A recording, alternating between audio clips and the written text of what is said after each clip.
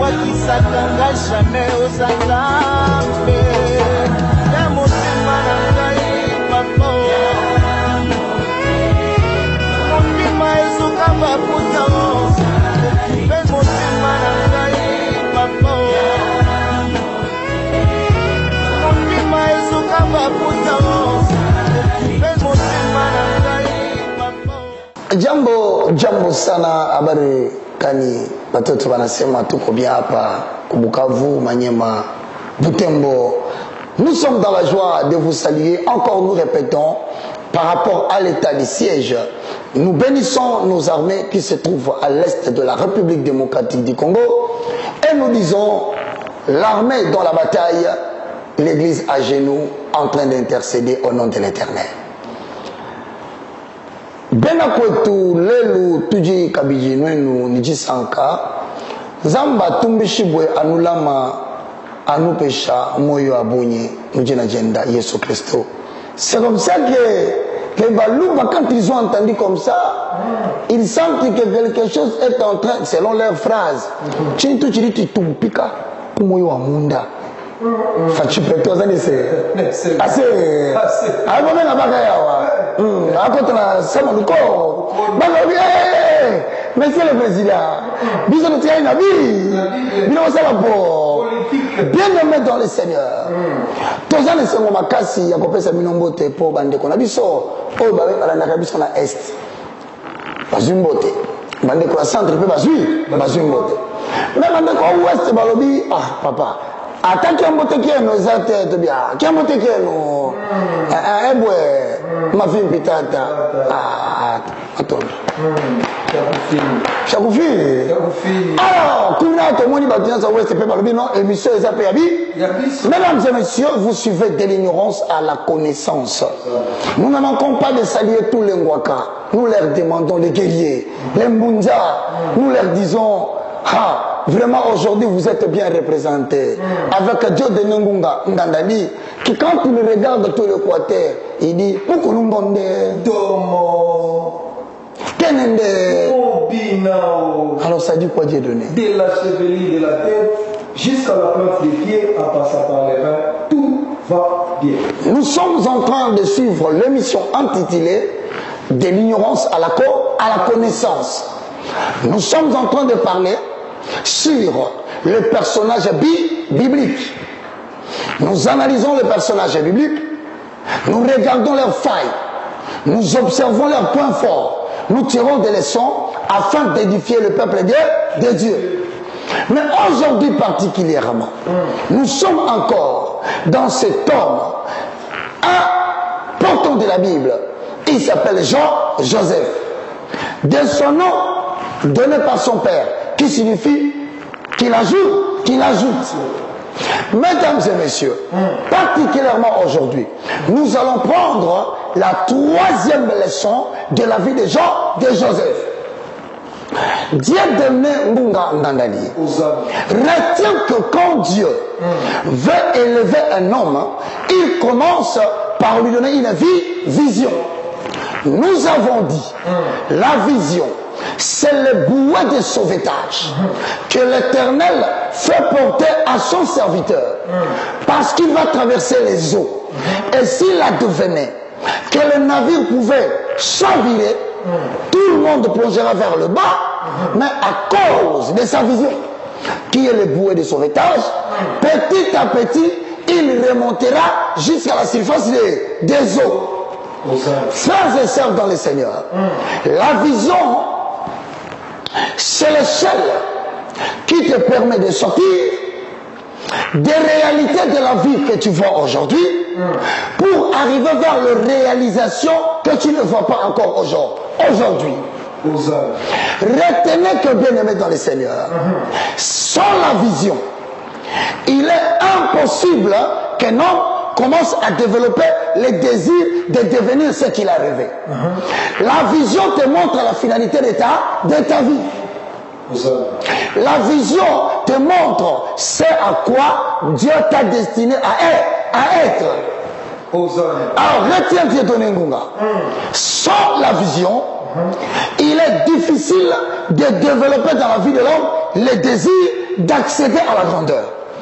Si Dieu donne la vision, c'est pour provoquer dans cet homme, c'est pour provoquer dans cette femme le désir, premièrement, d'accéder à la grandeur. Aucun homme sur la terre ne peut impacter dans sa génération si au préalable il n'a pas eu un moment où Dieu est venu en songe pour lui montrer ce qui sera demain. Donc la vision réveille en l'homme le désir de devenir ce qu'il a rêvé. Retenez, frères et sœurs dans le Seigneur, la Bible est très claire en cette matière. Dieu ne peut te donner que ce que toi tu as vu. Il dit à Abraham, regarde du côté de l'Orient, regarde du côté de l'Occident. Tout ce que tu as vu, je te le donnerai et je donnerai à ta postérité. Il est impossible de penser devenir quelqu'un si au préalable, en vision ou en songe, l'Éternel ne t'a pas révélé le modèle. Voilà pourquoi, aujourd'hui, je répète que ce n'est pas en vain que la Bible dit dans les livres de Psaume 37, le verset 4, je paraphrase, fais de l'Éternel tes délices, il te donnera ce que ton cœur désire. Comment est-ce que Joseph a commencé à compter le nombre de pas pour mettre le pied ou accéder dans le trône de sa grandeur? La réponse est simple. Dieu lui avait montré la vision. Comme toi à la maison. Sache que quand tu dors, Job 33, 14 à 15 dit, je paraphrase, l'Éternel parle tantôt d'une manière, tantôt d'une autre, mais on n'y prend point garde. Il parle par des visions. Il parle par des sons. Lorsque les hommes sont plongés dans un profond sommeil. Ça veut dire quoi? Le sommeil est un moment par lequel Dieu prend l'enfant biologique, âme et corps, le ramène dans la dimension de l'esprit pour lui montrer ce qui adviendra dans la suite des temps. Ce qu'il voit en esprit peut être en opposition à sa situation sociale présente. Là-bas, il est riche.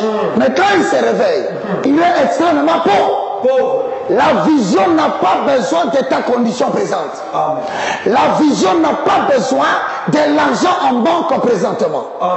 Quand c'est la vision qui changera ta condition présente, c'est la vision qui approvisionnera ton compte bancaire. En sorte que Job dit, en réalité, en l'homme, c'est l'esprit. Parce que c'est l'esprit qui perçoit le message de la vie. De la vision. Maintenant, dans la vie de Joseph, comment a-t-il été capable d'accéder au trône de la grandeur? Je réponds, Joseph a commencé à fouler le pied ou accéder dans le trône de la grandeur à travers le désir de devenir ce qu'il avait vu en son. Posons le fond. Genèse chapitre 37, le verset 5, virgule, le verset 11. Genèse chapitre 37, 5e verset, je lis la parole du Seigneur. Joseph dit un songe et il raconta à ses frères qu'il les haït encore davantage. 11. Joseph, ses frères eurent de l'envie contre lui, mais son père garda les souvenirs de ces choses. La Bible dit Joseph eut un songe. Il les raconta à ses frères. Laissez-moi vous dire quelque chose. Le combat de la vie ne peut pas commencer dans la vie d'un roi de l'Éternel si lui-même Dieu, au préalable, ne t'a pas encore révélé ce que tu vas devenir. Le combat commence dans la vie de l'homme lorsque Dieu a commencé déjà à te révéler ce que tu vas devenir. Il lit un songe. Il le raconta à ses frères. Qu'est-ce qui a poussé Joseph à raconter le songe à ses frères? Ce n'est pas Dieu. Il y a des fois, nous voyons des choses pendant que nous n'avons rien. On se retrouve dans le songe, assis, Donald Trump à genoux. Tu regardes ta vie sociale alors que tu ne dors que dans un petit studio. Mais tu vois en songe l'ex-président Joseph. Toi tu es debout. Lui il est âgé.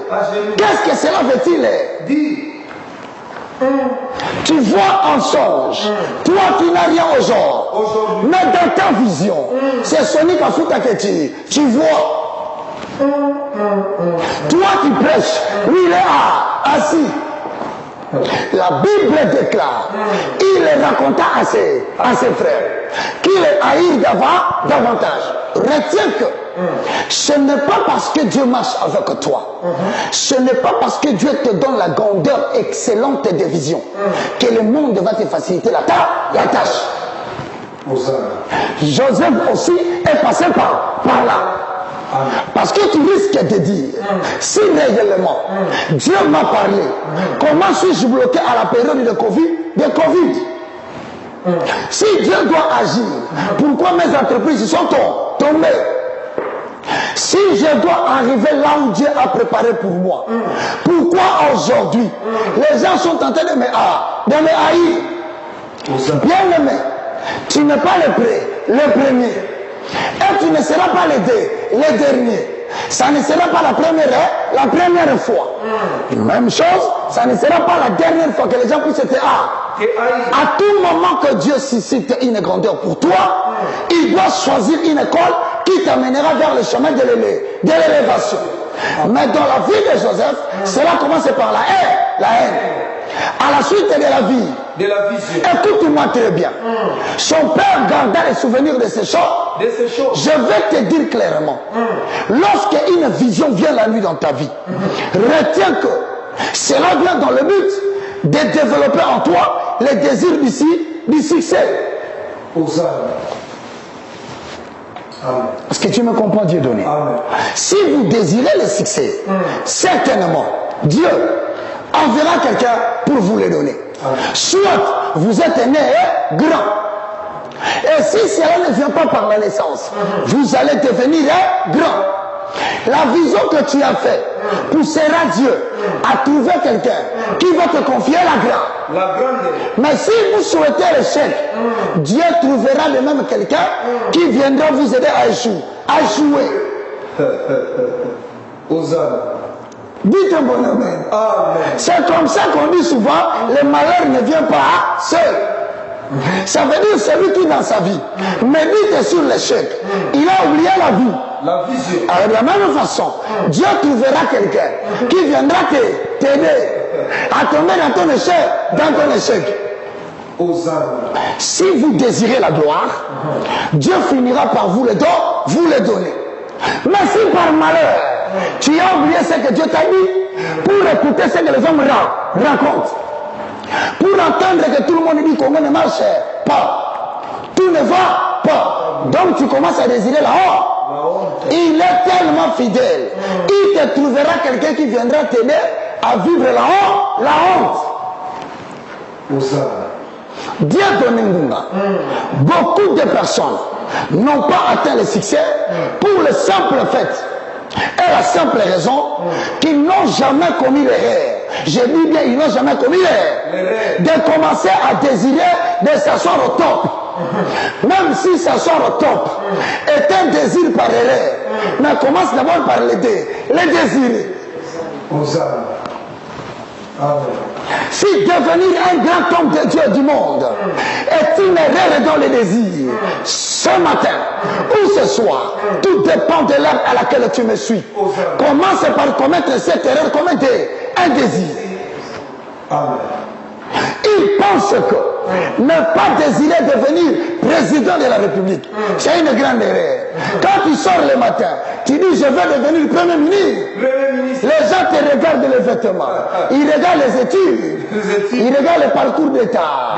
Ils te disent que tu commets une erreur grave. Ce genre d'élévation ne t'appartient pas.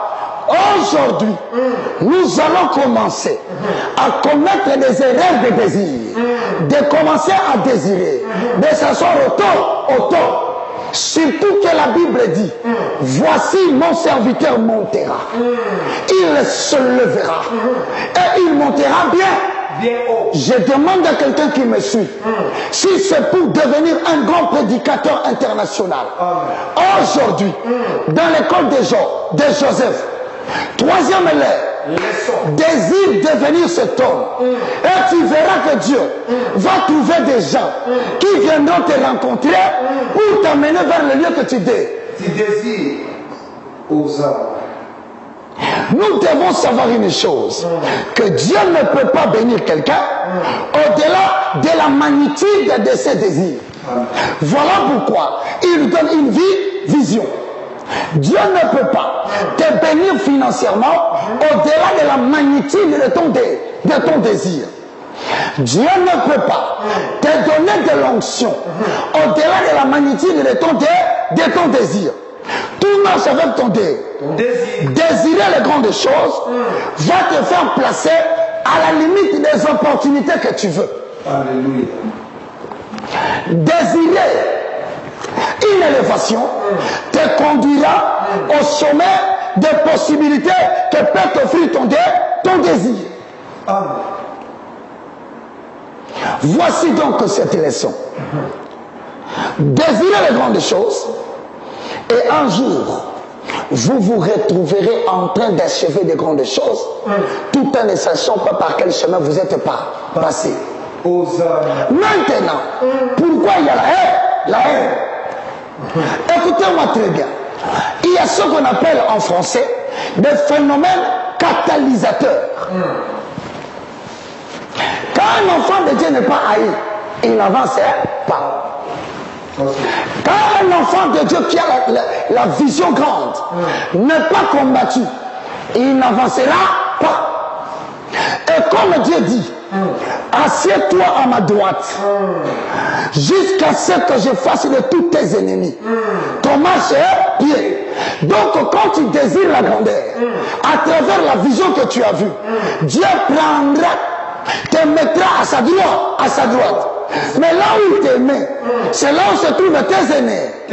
Mais comment sont-ils arrivés là? Ils sont arrivés là parce que tu as eu la vision. Tu as désiré être élevé. Et Dieu a cherché dans ta famille. Il a cherché dans ton église. Il a cherché dans ton pays. Il a cherché dans ton entreprise.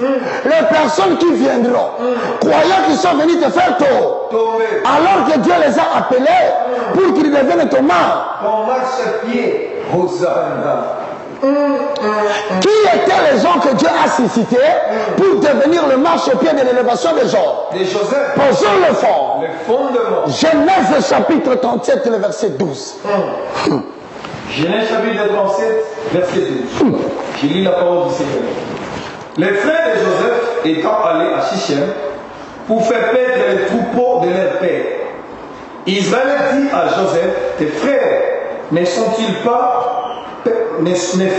pas perdre les troupeaux à Sichem? Viens, je vais t'envoyer vers eux. Et il répondit, mais voici. Israël lui dit, va, je te prie et vois si tes frères sont en bonne santé et si le troupeau est en bon état. Bien donné, Mbouga. Est-ce qu'au début, Joseph n'a-t-il pas fait un songe? N'a-t-il pas vu qu'il y avait 11 gerbes qui étaient plus élevés que le gerbe, qui étaient moins élevés, voulais-je dire, que le gerbe de Joseph? Oui. La réponse est donc, oui. N'a-t-il pas vu le soleil et la lune, ainsi que les 11 étoiles s'agenouiller devant lui? La réponse est, oui. Mais comment sa fonction n'a pas changé immédiatement?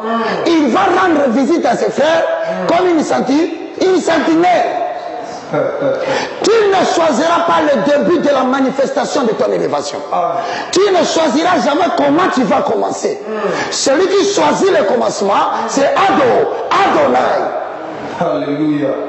Tu peux commencer comme un simple cuisinier, un simple balayeur, un simple classeur de chaises, une petite sentinelle à la porte, un petit qu'on envoie, mon habitude.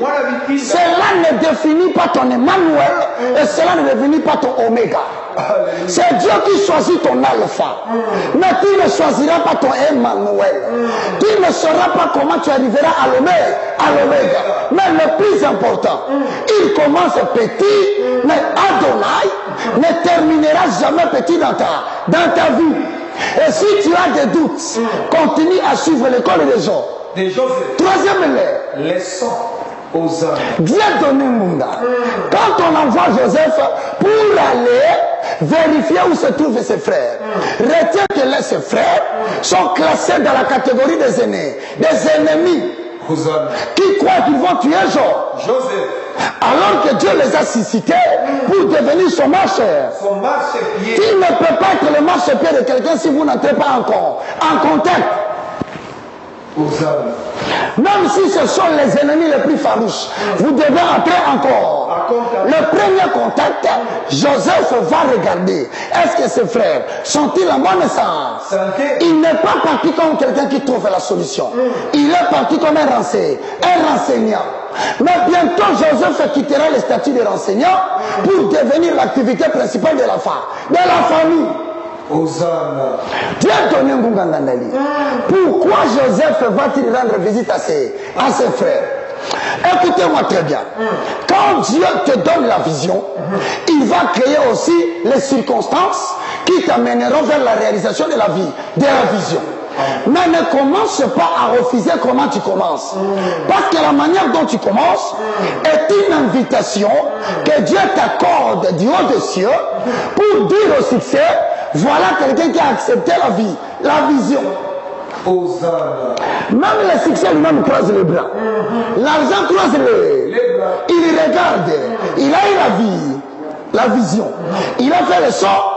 Mais a-t-il le pouvoir de commencer à nous défier, nous, les succès? Parce que le succès est une finalité. Comme le succès est une finalité, le début du succès, c'est le contraire. C'est la souffrance. Trop peu acceptent de commencer la souffrance qui est la contrepartie finale du succès. Même l'argent, il faut tomber jusqu'au plus profond de la mer. Tu manques même 100 dollars. Tu manques même 50 $. Dieu ne te donnera pas pour que ça monte à 500. Ça quittera 100, ça va tomber à 50. Quand tu as peur, ça tombe encore à 20. Au moment où tu ne crois rien, ça reste 10. Tu veux gérer les 10.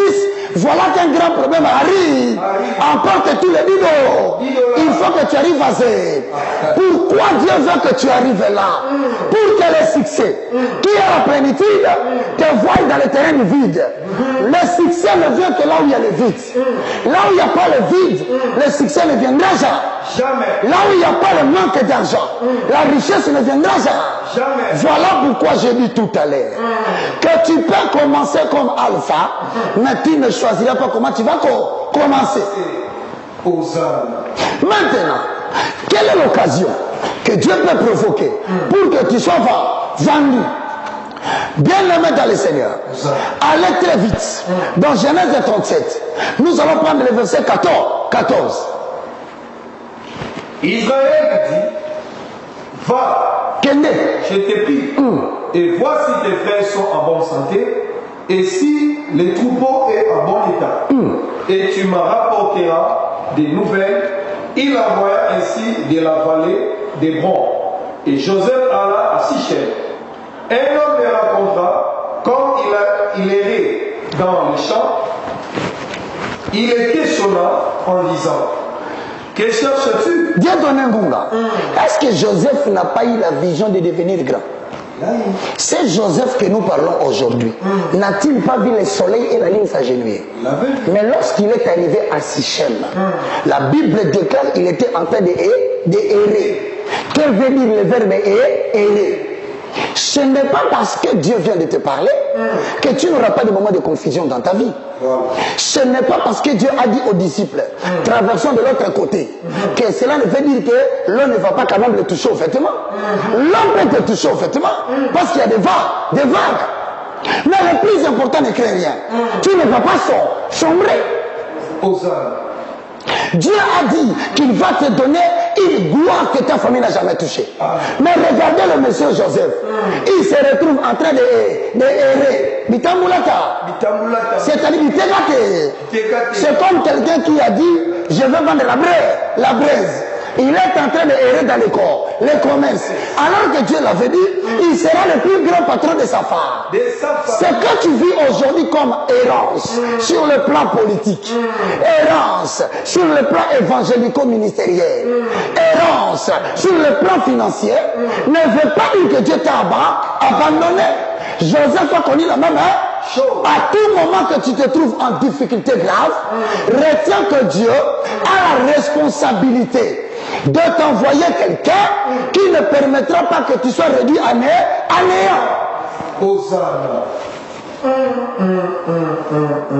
Lorsque Dieu donnait très mal, il dit que cette fois-ci c'est fini. C'est alors que Dieu le prend de camp Kokolo pour le diriger vers le moindre retour. Au moment où tu attendais les moins. Je dis à quelqu'un qui me suit, ne pleure pas parce que tu dors dans une maison que tu ne savais pas. Ne pleure pas parce que les gens à qui tu as donné les vêtements sont ceux qui commencent à raconter des choses sur toi. Ne pleure pas parce que ta vie est en train d'errer ça et là. Errer ne signifie pas que Dieu est invisible. Même lorsque tu es en train d'errer, Dieu a envoyé un homme. Je le dis aujourd'hui, que l'Éternel commence à t'envoyer quelqu'un.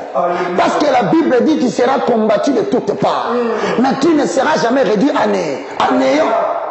Apocalypse 3:8 dit, j'ai ouvert une grande porte devant toi. Tu la viens en vision. Tu deviendras le plus grand politicien de ce pays. Mais maintenant, tu ne la vis en vision. Tu créeras une grande entreprise. Tu quitteras l'Europe.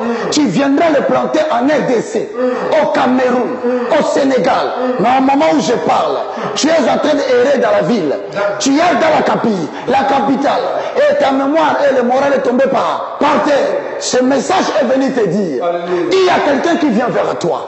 Tu ne le chercheras pas. Tu ne le sauras pas. Tu ne comprendras pas pourquoi il va t'aimer. Tu ne comprendras pas pourquoi il va te donner la responsabilité. Il est mandaté par l'Éternel pour t'enlever vers le lieu du danger. Le lieu du danger. Pourquoi Joseph est dans le lieu du danger? Parce que dans le livre de Genèse chapitre 34, il y a eu un viol qui s'est fait. Le Philistin, le roi de Sichem, ont violé Dina, la fille de Jacob. Lorsque ces femmes sont arrivées, Simeon et Lévi, ils ont trouvé leur papa qui avait déjà conclu une alliance avec les gens qui ont violé leurs sœurs. En leur demandant de faire la circoncision. Mais Simeon et Lévi sont allés menacer ces gens-là. Ils les ont tués. Ils ont brûlé leurs champs. Ils ont brûlé leur maison. L'inimitié et la haine est entrée entre la famille de Jacob et les gens qui habitent ici, Sichem. Mais regarde comment les gens oublient. Ils sont venus paître le brebis dans le chapitre 37 vers le Sichem. Or, Dieu, quand il a déjà donné la vision à quelqu'un, même lorsque ce dernier n'est pas au courant qu'il est en danger, Hosanna. Lorsque Dieu a suscité une femme, il a dit à un jeune garçon, je te leverai. Non, mais quand tu es inconscient, tu habites parmi les ennemis de ta vie. Les gens qui ont dit, le jour où ils auront le nom de quelqu'un qui porte ton nom, ils vont t'assassiner. Mais Dieu, à l'insu de Joseph, il commence à envoyer quelqu'un. Il y a des bienfaits que nous avons reçus de Dieu. Parce que nous avons la sémence de Dieu en nous. On n'a pas été au courant qu'il y avait des ennemis qui voulaient nous empoisonner. Mais l'Éternel a envoyé quelqu'un qui nous a sauvés. Nous Nous nous sommes retrouvés dans des terrains par ignorance. On ne savait pas que sur ces terrains-là, les gens de la République du Congo, de la République démocratique du Congo, les membres de l'Ecclésia ont commis les bébés. Mais là où on attendait seulement un seul cri, pour ça, là où le serpent est en train de bouffer tout le monde, quand toi tu viendras avec la sémence de devenir grand, il bouffera les autres. Mais à ton tour, le serpent étendra son dos et il te dira: ouais, de l'Éternel, les jours de ta mort ne sont pas encore arrivés. Monte derrière mon dos, traverse la vallée de l'ombre de la mort, va de l'autre côté. Quand on me posera la question: serpent, pourquoi l'as-tu épargné? Je répondrai: cet homme a en lui la sémence qui le conduit vers le lieu de la promesse. Tant qu'il n'a pas foulé le pied vers le lieu du succès, nul ne portera la main sur toi. Que cela soit le cas de quelqu'un qui me suit à la maison. Que cela soit le bénéfice de quelqu'un qui me suit à la maison. Que cela soit le bénéfice d'une personne qui pleure. Non pas devant les hommes, mais devant l'Éternel. Clôturons ce message. Genèse chapitre 39, le verset 1. Posons le fond. Vous êtes en train de suivre de l'ignorance à la connaissance dans l'étude des personnages bibliques. Nous parlons d'un homme qui s'appelle Joseph. Son nom signifie l'Éternel va ajouter. Voilà pourquoi nous posons une question. Est-ce que quelqu'un qui a la grandeur peut-il faire couler des larmes? La réponse est oui. Parce que Joseph vient d'être trahi. Il vient d'être haï. Tout simplement, ce n'est pas parce qu'il porte des beaux vêtements de la tunique.